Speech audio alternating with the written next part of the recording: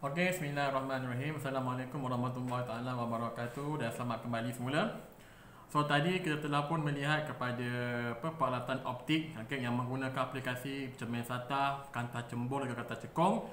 Dan kita pun melihat bagaimana alatan optik ini berfungsi dan apa kegunaannya.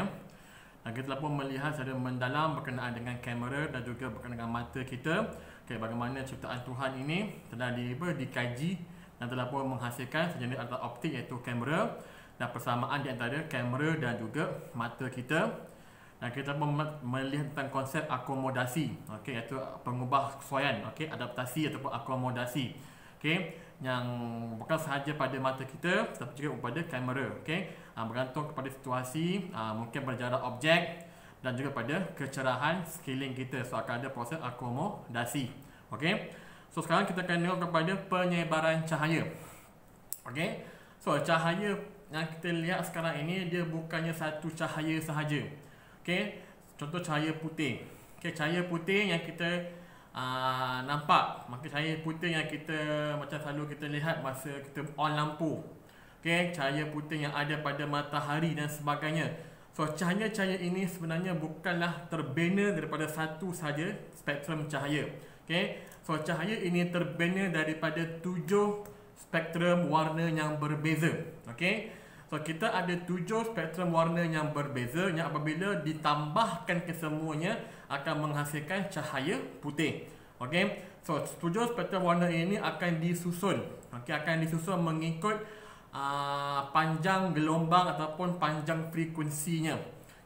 So daripada yang paling panjang sehinggalah yang kepada paling pendek. So kita ada warna merah, kedua warna jingga, warna kuning, warna hijau, warna apa lagi? Merah, jingga, kuning, hijau, warna biru, warna indigo dan akhir sekali warna ungu. So kita ada 7 spektrum cahaya warna yang berbeza. Yang paling panjang frekuensinya ialah warna merah, warna jingga iaitu oranye, warna kuning, warna hijau, warna biru, warna indigo dan juga warna ungu yang paling pendek panjang gelombang ataupun panjang frekuensinya. So hasil pada gabungan 7 spektrum warna ini akan menghasilkan satu alur cahaya berwarna putih. So, ini panggil sebagai penyebaran cahaya. Dan cahaya ini selalunya tersebar melalui proses pembiasan cahaya. Contoh jika kita ada kita panggil sebagai water droplet, titisan air di atmosfera kita dengan banyak. Jika cahaya ini merentasi air tersebut, ianya akan menghasilkan satu proses pembiasan dan akan membiaskan cahaya putih ini kepada 7 spektrum asalnya. So ini adalah datangnya konsep pembiasan cahaya, ataupun penyebaran cahaya. So nak senang ingat susunan bagi spektrum warna ini, kamu boleh hasilkan kamu punya mnemonic sendiri. Macam saya hasilkan iaitu Michael Jackson kena hantar balik India Utara. Michael Jackson kena hantar balik India Utara. Merah, jingga, kuning, hijau, biru, indigo dan juga ungu. Ini saya punya cara lah yang saya diajar sebelum ni di sekolah menengah. Kalau kamu ada lagi mnemonic yang paling kreatif, silakan. Yang mana kamu boleh mudah ingat. Yang penting mesti ikut susunan daripada paling panjang gelombang sampai daripada paling pendek gelombang. So ini ialah 7 panjang gelombang yang berbeza. So disebabkan oleh panjang gelombang yang berbeza, jika cahaya putih ini terbias, maka dia akan menghasilkan 7 spektrum warna ini secara berasingan. Disebabkan panjang gelombang yang berbeza, maka frekuensi mereka juga berbeza. Hal laju bagi setiap spektrum warna ini pun berbeza. Di mana merah dia besar, dia paling panjang dia punya gelombangnya. So jika merah ini diterbiaskan, dia akan terbias. So dia akan menghasilkan sudut biasanya yang lebih pendek. Jika warna ungu, warna ungu dia merupakan satu spektrum warna yang panjang gelombangnya pendek.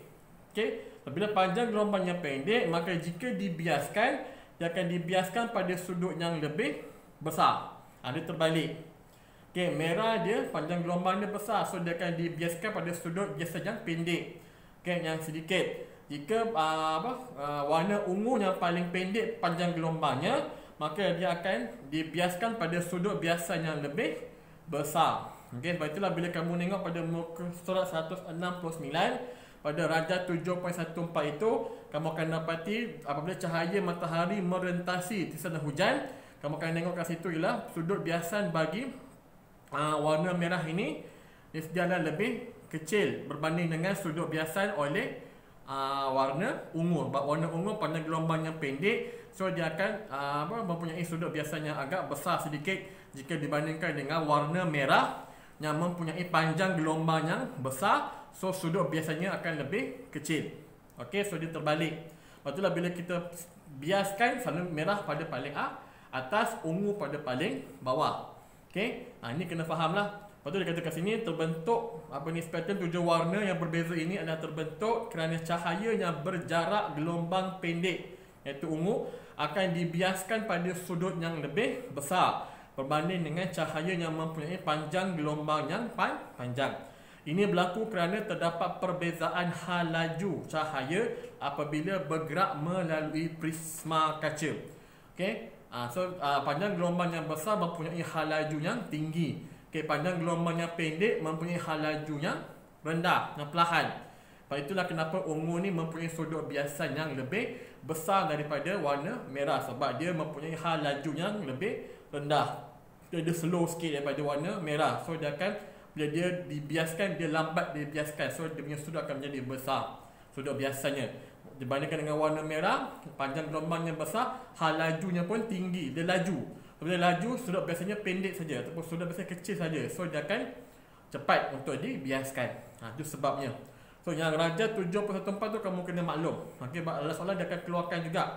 Okey, gambar ini dia katanya, okey, manakah, apakah warna X? Mungkin merah, mungkin ungu. Dia akan gantung pada ni. So ingat betul. Okey, so ingat pada gambar dia 7.14 tu. Okey. Dan dia juga ada mengatakan bahawa spektrum 7 warna yang berbeza ini adalah mempunyai 7 panjang gelombang yang berbeza.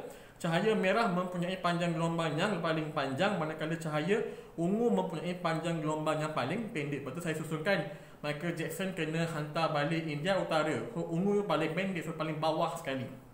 Okey, so merah yang paling besar.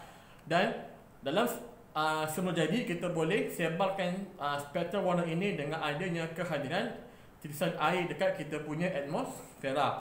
So itulah bila air banyak dekat atmosfera, mungkin selepas hujan dan sebagainya, maka cahaya akan lebih banyak dibiaskan, spektrum warna akan lebih banyak disebarkan, maka akan berlakulah pembentukan pelangi.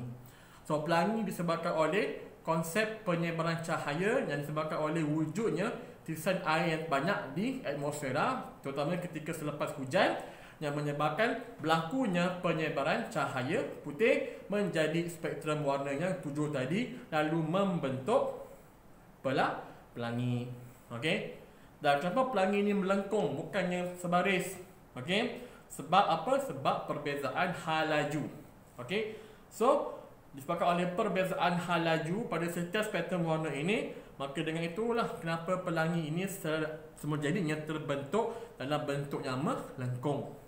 Okey, kalau semua hal laju pelangi itu sama, dia boleh baris itu je, straight forward pelangi. Okey, tapi bila kita tengok dekat udara ke atas, tengok pelangi dia akan sentiasa melengkung.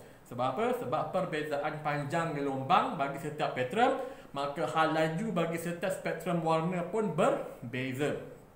Okey, itu sebab kenapa pelangi dalam bentuk melengkung. Okey, dan kenapa kadang-kadang kita tengok dekat langit, kita tengok ada dua pelangi serentak. Satu di sana di timur, satu di barat. Okey, sebab apa? Sebab wujudnya titisan air. Okey, di timur pun ada, di barat pun ada. So mungkin disebabkan oleh wujudnya titisan air yang banyak di kedua-dua belah ini, maka tak mustahil pelangi boleh terbentuk sebanyak dua. Satu di timur, satu di barat. Okey, so semuanya bergantung kepada kadar kebanyakan jumlah titisan air yang ada di langit ketika itu. Jika banyak, pelangi akan bentuk walaupun mungkin pelangi itu kecil. Mungkin pelangi itu tak berapa nampak, tapi dia still ada sebab adanya titisan air di atmosfera bumi. Okey, so ini bagi-bagi fenomena penyebaran cahaya. Dan kalau kita nak wujudkan penyebaran cahaya ini di makmal ataupun di tempat yang kata macam mana, secara buatan, kita ada satu bahan, satu alatan yang dipanggil sebagai prisma kaca. Okey, saya adalah kat sini prisma kaca. Kerana prisma kaca ni dia bentuk segitiga seperti ini, dia prism. Okey, so bila cahaya putih disinarkan merentasi prisma kaca ini, maka dia akan tersebar kepada 7 spektrum warna. Sebab apa? Pembiasan. Okey, kalau kamu ingat konsep pembiasan, okey, apa yang berlaku ialah sudut biasan akan berubah, halaju gelombang akan berubah. Okey, apabila merentasi dua medium yang berbeza ketumpatannya. So daripada udara kepada medium udara pada medium pepejan. Okey. So apa yang berlaku ialah bila cahaya merentasi daripada medium udara pergi kepada medium pepejan ataupun medium yang kurang tumpat pergi kepada medium yang lebih tumpat, maka berlakunya proses pembiasan cahaya dan bergantung pada spektrum warna yang mempunyai halaju yang berbeza, panjang gelombang yang berbeza, sudut biasan mereka akan menjadi berbeza, di mana merah mempunyai sudut biasan yang lebih kecil, ungu mempunyai sudut biasan yang lebih besar. Disebabkan oleh halaju mereka yang berbeza, maka apabila cahaya putih merentasi prisma kaca ini, maka akan tersebarlah 7 spektrum warna tersebut. Okey, so kasih satu yang nampak lah. Okey, tapi kalau kamu semua ada kat sini, saya boleh tengok boleh demokan bagaimana cahaya putih ini dipecahkan pada 7 spektrum warna apabila merentasi prisma kaca. Okey, so ini yang kita boleh gunakan di makmal lah, okey, untuk nak melakukan penyebaran cahaya, nak mendemonstrasikan penyebaran cahaya. Okey, so ini ialah konsep penyebaran cahaya. Okey, kemudian kita ada satu lagi konsep, itu konsep penyerakan cahaya. Okey, scattering of light. So konsep penyerakan cahaya ini dia yang akan menentukan sama ada langit kita ini berwarna apa. Okey, selalu bila kita tengok di langit, langit yang cerah, tak ada hujan, awan pun tak ada, kita tengok langit kita berwarna biru. Okey, kalau kita jenis yang memikir, kita akan bertanya pada mak ayah kita, kenapa langit warna biru? Kenapa langit tak warna pink? Kenapa langit tak warna hitam? Kenapa langit tak warna hijau dan sebagainya? Okey, so datangnya satu proses, satu konsep yang dipanggil sebagai penyerakan cahaya. Okey, so penyerakan cahaya ini dia sedikit berbeza dengan penyebaran cahaya. Okey, penyebaran cahaya dia memisahkan, memecahkan spektrum warna daripada warna putih. Okey, apabila merentasi satunya boleh melaksanakan pembiasan cahaya. Okey, so penyerakan cahaya ini juga dia hampir sama konsep macam penyebaran, cumanya apakah yang menyebabkan penyerakan ini berlaku? Okey, so penyebaran cahaya ini boleh berlaku sebabkan oleh titisan air yang banyak di atmosfera secara semujadi. Okey, menyebabkan pembiasan cahaya, lalu dia akan membiaskan cahaya pada 7 spektrum warna. So untuk penyerakan cahaya, okey, so dia lebih kepada pantulan cahaya. Okey, so kamu tengok kat buku kamu, penyerakan cahaya ini merupakan pantulan cahaya ke arah yang berbeza apabila cahaya dihalang oleh molekul-molekul udara atau zarah-zarah habuk yang terampai di atmosfera. Okey, so bila cahaya sampai daripada matahari sampai kepada bumi, dia akan merentasi atmosfera bumi dahulu. Okey, so dekat atmosfera bumi ni ada banyak komponen-komponen yang asas. Okay, ada komponen-komponen seperti udara, kita ada komponen gas, kita ada komponen seperti habuk, okey, kita ada komponen seperti bakteria dan sebagainya. Okey, bermacam-macam lagi komponen yang ada di atmosfera. So cahaya yang sampai daripada matahari ini dia akan melalui dulu. Okay, dia akan lalui dulu setiap komponen ini baru sampai ke permukaan bumi. Okey, so bagaimana pula konsep penyerakan cahaya ini boleh menghasilkan warna biru pada langit? Okey, so ini datangnya satu konsep yang dipanggil sebagai satu hukum lah, hukum Rayleigh. Okey, mungkin ada bukan pula. So Rayleigh ni dia seorang saintis yang mencipta satu teori berkenaan dengan penyerakan cahaya. Okey, so Rayleigh ni menyatakan bahawa cahaya ini akan akan terpantul atau akan disebarkan secara sekata di atmosfera bumi sebelum sampai ke permukaan bumi. Okey. So, ingat balik kepada komponen-komponen spektrum warna tadi, daripada merah sampai pada ungu. Okey. So, ini melibatkan spektrum warna. Okey, daripada merah sampai kepada warna ungu. Okey. So, bila kita ingat balik spektrum tadi, kita tahu bahawa merah ni mempunyai panjang gelombang yang paling besar. Ungu paling pendek. Merah lajunya tinggi, ungunya ni perlahan lajunya.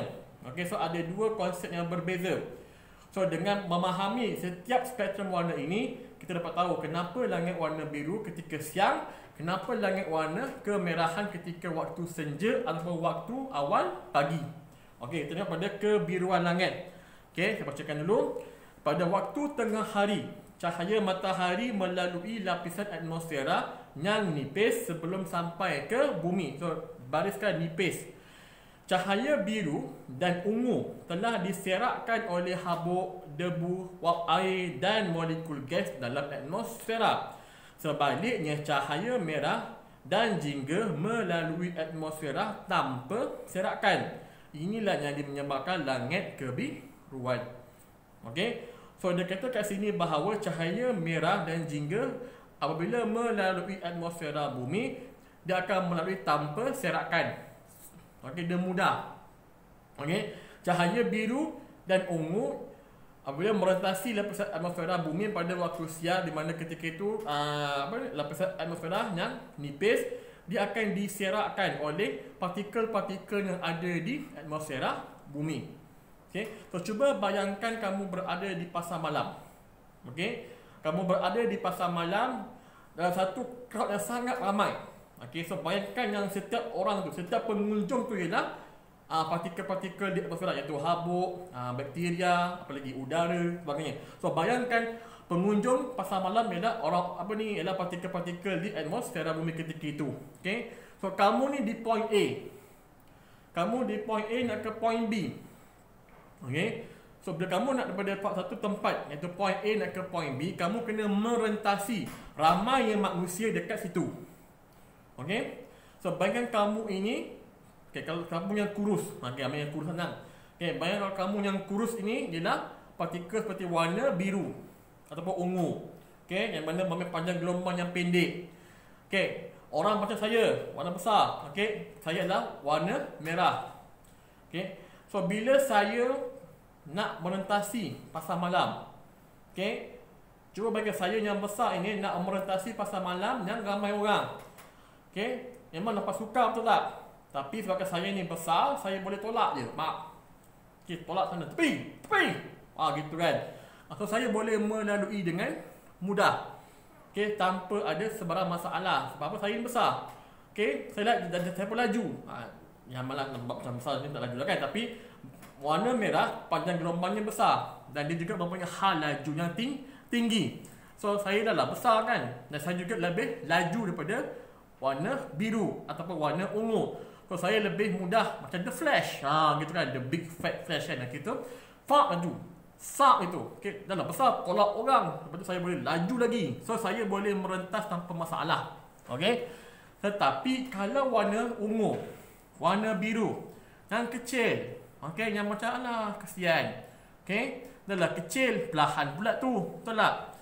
Kan panjang gelombangnya pendek dan juga hal lajunya pun rendah. Okey, macam orang sakit. Okey, nak merentasi pasar malam yang ramai orang yang sihat-sihat. Okey, ada habuk, partikel sebagainya. Lalulah. Assalamualaikum, tuan lalu. Alamak. Mak kena aduh. Kan kena sepak dengan orang, kena terajang dengan orang, kena tumbuk dengan orang. Tak perasan. Kau ada, kena tak ada. Gitu. Okey. So, bila orang warna ungu ataupun warna biru ini nak merentasi pasar malam, dia susah sedikit. Okey. Sebab tu dia akan diserakkan. Okey, dia akan diserakkan ataupun dipantulkan oleh partikel-partikel yang ada pada atmosfera ketika itu, iaitu habuk dan sebagainya. Okay, sebabnya ia mempunyai panjang gelombangnya lah pendek. Lepas tu dia lajunya perlahan. Sebab diserakkan, dia lebih mudah untuk diserakkan. Okey, ataupun dipantulkan jika dibandingkan dengan warna merah ini. Kan, laju dan besar. Okey, so menyebabkan sukar baginya untuk nak serak, untuk nak dia merentasi, okey, merentasi partikel-partikel tersebut. Maka warna biru dan juga warna ungu lah yang ke bawah yang mempunyai panjang gelombang yang pendek dan juga laju yang rendah, dia akan lebih mudah untuk diserakkan di atmosfera bumi, menyebabkan warna-warna ini lambat sampai ke permukaan bumi.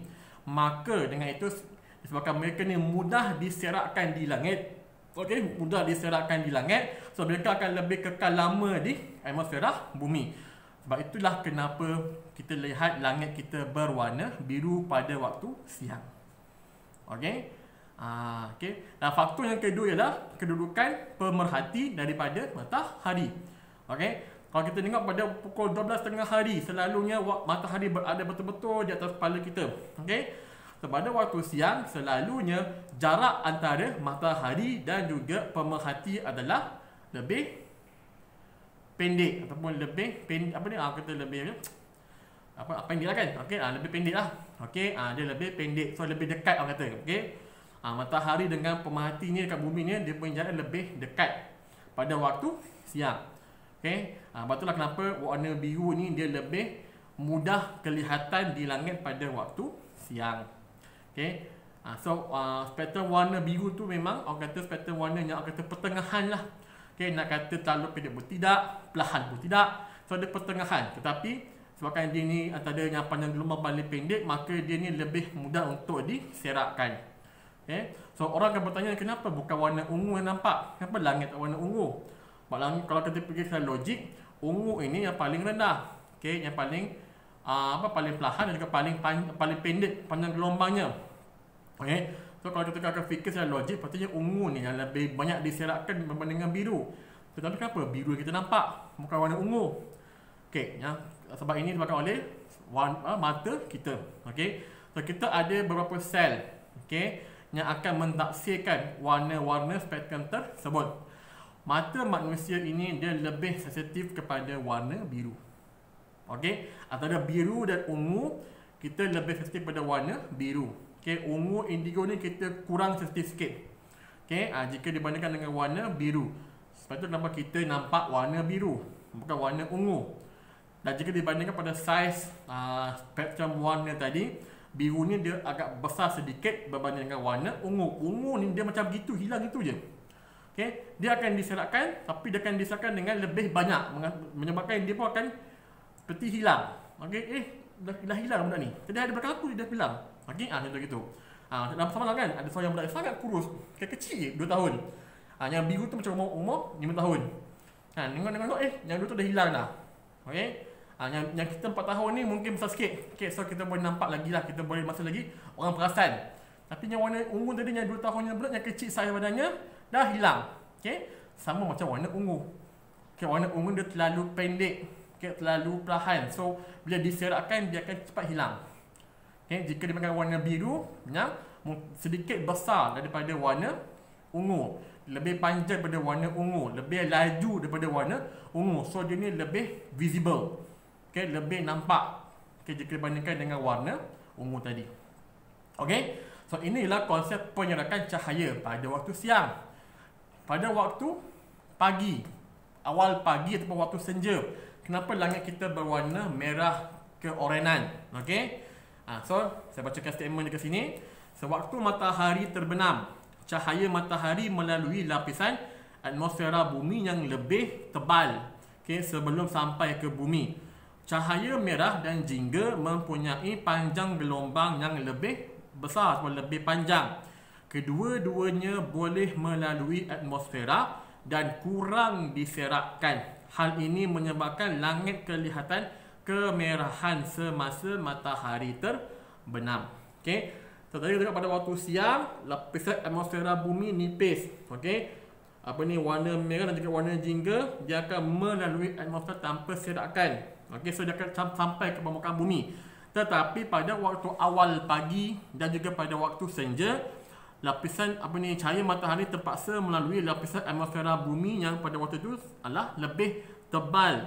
Okey, lebih tebal. So lapisan atmosfera bumi pada waktu senja dan juga pada awal pagi dia lebih tebal. So bila cahaya matahari sampai ataupun merentasi lapisan atmosfera bumi yang tebal ini, ingat cahaya merah dan cahaya jingga dia mempunyai panjang gelombang yang lebih besar. Okey. So disebabkan ianya terpaksa melalui lapisan atmosfera bumi yang lebih tebal, berarti banyaknya berarti kuantiti partikel, kuantiti habuk, kuantiti udara dan gas di di langit bumi ketika itu lebih banyak. Okey, jika diberikan pada waktu siang, maka cahaya warna merah dan juga warna oranye dan kuning sedikit dia lebih mudah diserakkan. So dia yang akan terserak dahulu. Dia yang akan terserak dahulu. Okey, dia laju betul. Okay, tadi waktu siang dia, lapisan atmosfera bumi nipis. So dia bye-bye, laju bye-bye. Okay, dia mudah berentasi. Tapi dekat waktu senja ataupun pada waktu awal pagi, lapisan atmosfera bumi dia lebih tebal. So walaupun dia tu laju sekalipun, dia mengalami kesukaran untuk nak merentasi lapisan atmosfera bumi yang lebih tebal. Berarti warna merah, kuning dan jingga ini juga, dia pada awal pagi dan juga pada waktu senja dia akan terserak sedikit. Okey, so dia akan mengalami penyerakan terlebih dahulu jika dibandingkan dengan warna biru dan juga warna yang lebih rendah.